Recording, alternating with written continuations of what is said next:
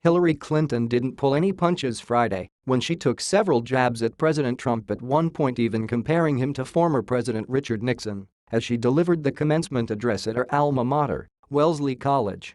And quote, "When people in power invent their own facts and attack those who question them, it can mark the beginning of the end of a free society," and quote, she said. And quote, "That is not hyperbole, it is what authoritarian regimes throughout history have done.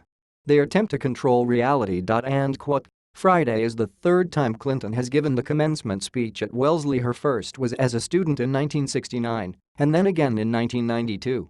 Although she didn't oppose to mention him directly by name, the former First Lady and Democratic presidential candidate called out several controversies swirling around the Trump administration. She compared his presidency to that of Nixon. And quote, "We were furious about the past presidential election of a man whose presidency would eventually end in disgrace with his impeachment for obstruction of justice after firing the person running the investigation into him at the Department of Justice," and quote, Clinton said, discussing the sentiment on campus the year that she graduated.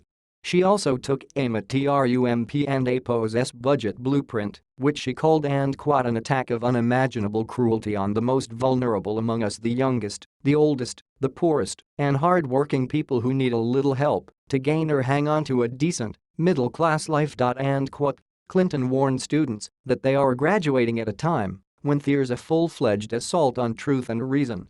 People denying science, concocting elaborate, hurtful conspiracy theories about child abuse, rings operating out of pizza parlors, drumming up rampant fear about undocumented immigrants, Muslims, minorities, the poor, turning neighbor against neighbor and sowing division at a time when we desperately need unity, she said.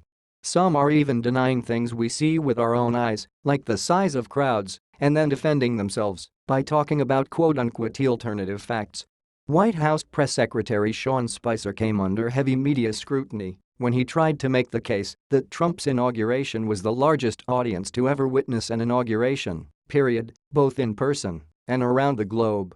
Almost immediately, side-by-side images were posted that seemed to contradict the claim.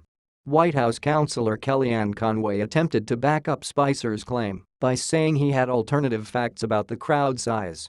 Following Clinton's speech, Republican National Committee Chairwoman Ronna McDaniel said in a statement that Clinton's comments were a stark reminder why she lost in 2016 and accused Clinton of lashing out with the same partisan talking points.